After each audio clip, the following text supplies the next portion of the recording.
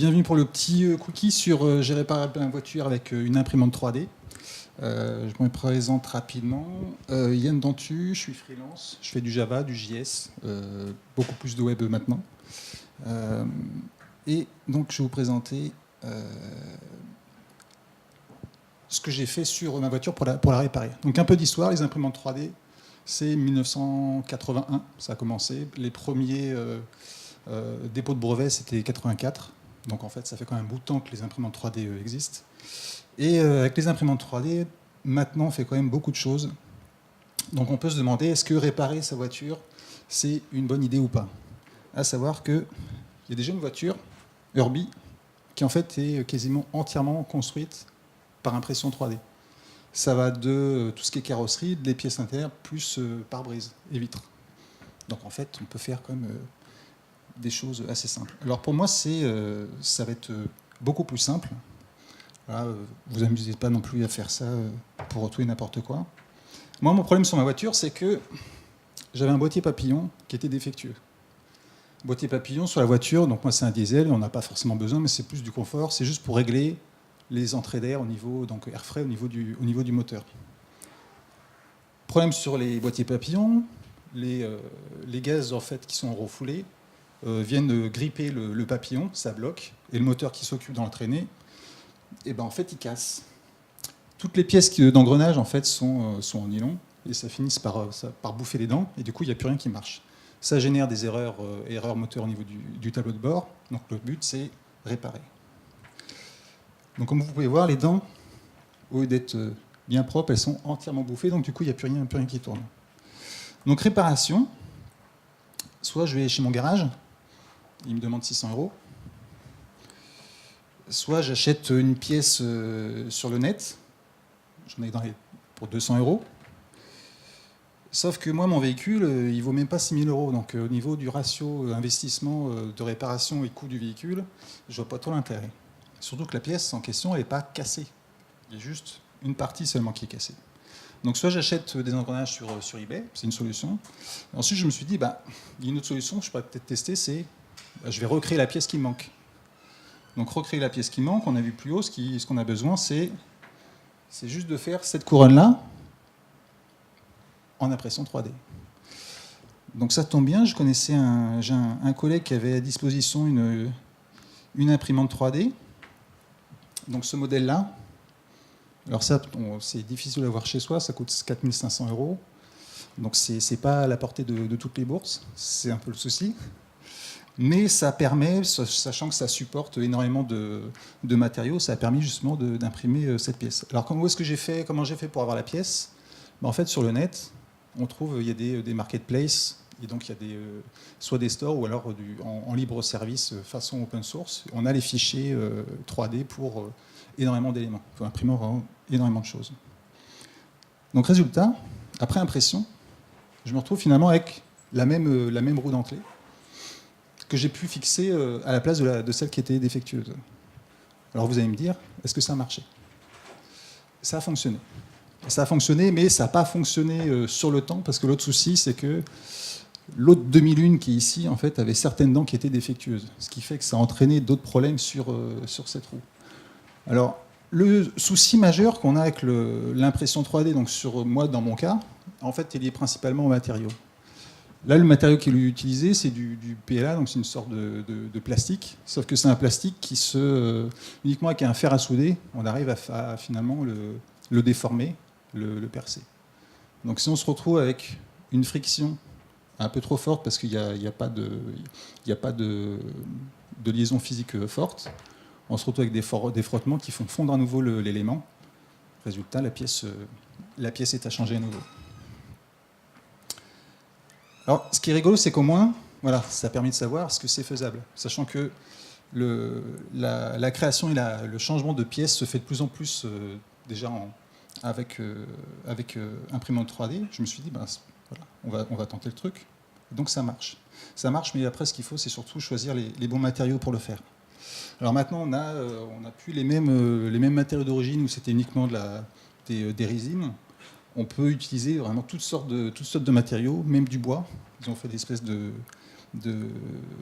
filins, d'encre de bois finalement. Et ensuite, en matériaux, on peut imprimer avec du métal, de l'or, du titane, de la céramique également. Donc il y a vraiment énormément de matériaux qui peuvent être utilisés. Le problème, c'est qu'utiliser des matériaux tels que le titane, on se dit que ce n'est pas des choses qui vont être à disposition de tout le monde. Chauffer le titane, ça demande des températures relativement élevées. Dans ce cas, ce sont des imprimantes qui utilisent des lasers en fait, pour pouvoir chauffer et déposer les matériaux. Alors pour imprimer, moi dans mon cas, j'ai pu avoir accès à une imprimante dans une entreprise. Après, il y a les Fab Labs qui permettent aussi d'accéder à des imprimantes. Et je sais que l'Epitech à Nantes notamment, donc il y a des écoles qui ont aussi des imprimantes 3D à disposition. Donc ça permet un peu de jouer, de s'amuser un peu avec. Alors quand je disais demain, parce que là c'est bien, en fait l'imprimante 3D, on voit ça a été créé début 80. C'est énormément utilisé en fait maintenant pour le prototypage, parce que c'est beaucoup plus rapide. Le cycle est beaucoup plus court plutôt que d'aller faire un prototype, que ce soit donc, dans des usines ou autres, qui est un processus beaucoup plus long. Et maintenant, énormément de sociétés font des prototypages pour vraiment valider leur modèle. Et de plus en plus de pièces sont fabriquées déjà dans l'aéronautique. Donc des pièces je crois que c'est pour aérocoptères, il y a des éléments de l'hélicoptère qui sont fabriqués, donc qui sont imprimés. Et voilà, ce qu'on annonce surtout pour demain, il y a des sociétés en biotechnologie qui travaillent déjà sur le sujet, c'est de modéliser des organes humains avec des imprimantes 3D. La plus grosse difficulté pour eux, c'est d'arriver à trouver finalement l'encre, en quelque sorte, la solution qui permettrait justement de déposer les bonnes cellules pour recréer finalement l'organe, et pouvoir facilement comme ça faire des transplantations.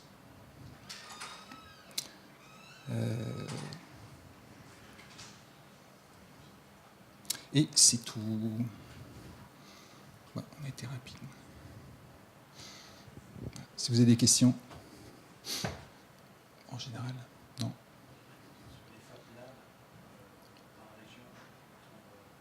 Alors pour la région, je ne sais pas. Le truc, c'est d'essayer de se renseigner sur les par-villes. Je sais qu'il y en a un sur Nantes. En fait, généralement, beaucoup de grandes villes ont des Fab Labs.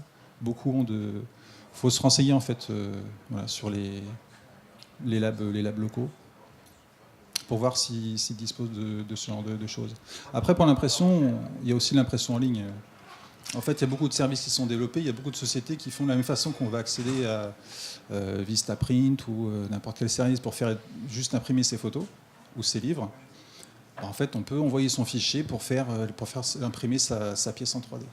Il y a beaucoup de marketplaces aussi qui sont développés. Ouais.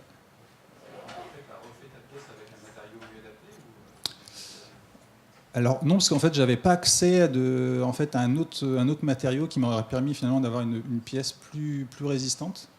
Alors après, c'est dingue parce que je les ai pas amenées les pièces, je les ai oubliées.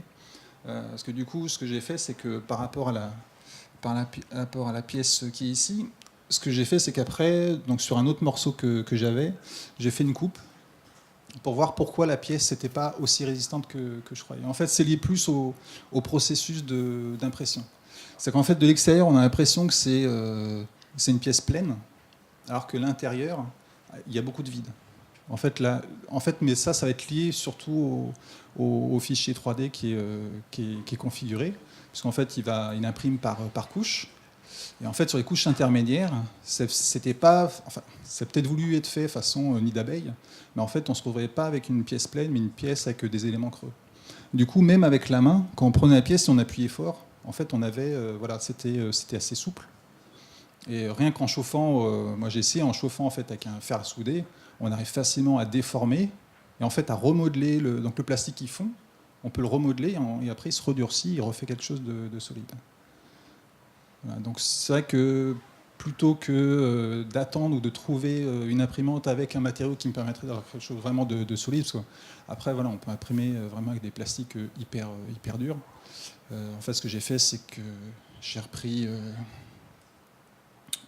la première option, et c'est d'acheter les pièces j'ai acheté les pièces en laiton.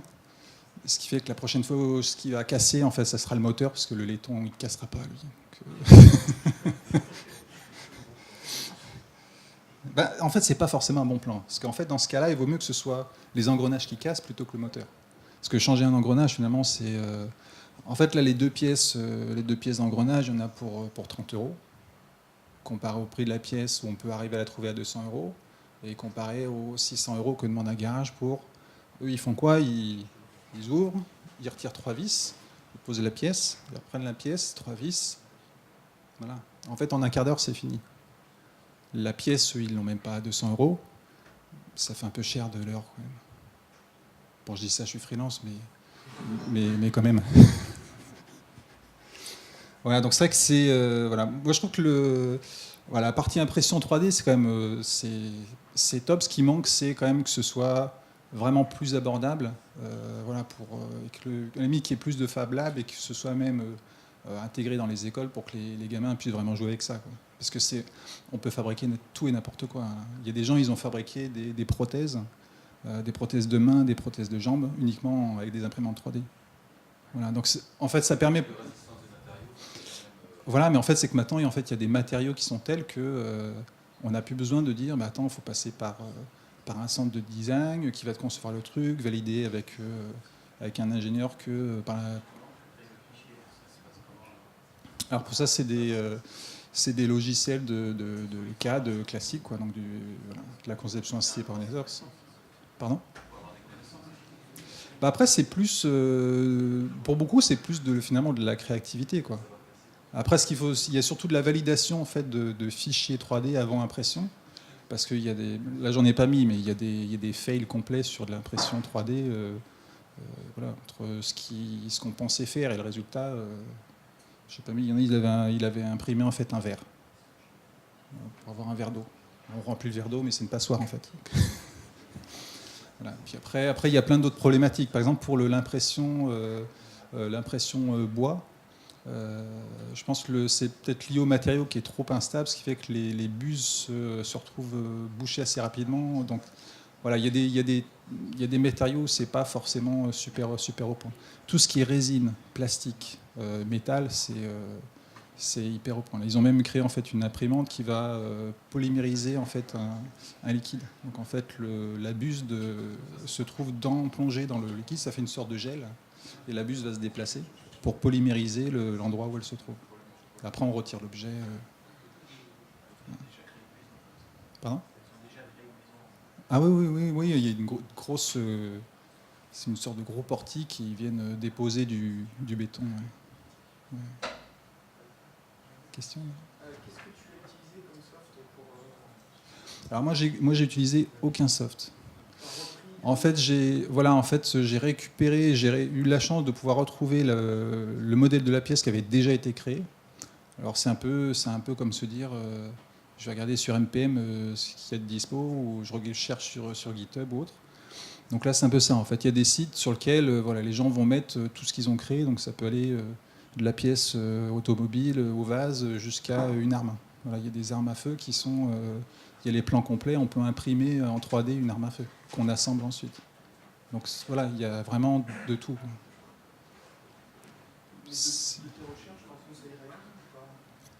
Non, parce que j'ai pas trop... Ouais, en fait, je me suis pas attardé à savoir voilà, où est-ce qu'on peut... Ça dépend vraiment de... Il n'y a pas forcément... Des fois, c'est un peu le gros bazar. Hein. Ça ressemble un peu eBay à ses premières heures, où on trouve de tout et n'importe quoi. Donc, il y a pas... Moi, j'ai pas trouvé de site vraiment spécialisé avec des trucs, des catégories assez propres. Après, il y a des sites où c'est vraiment des marketplaces. Donc, en fait, tu vas pour acheter un objet. Donc, il sera imprimé en 3D. Et voilà, donc ils font des bijoux, par exemple, imprimés en 3D. Voilà, il y a vraiment plein de choses. Ça dépend. Voilà,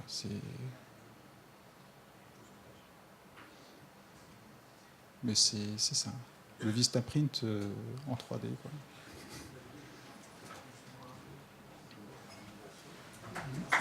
Merci.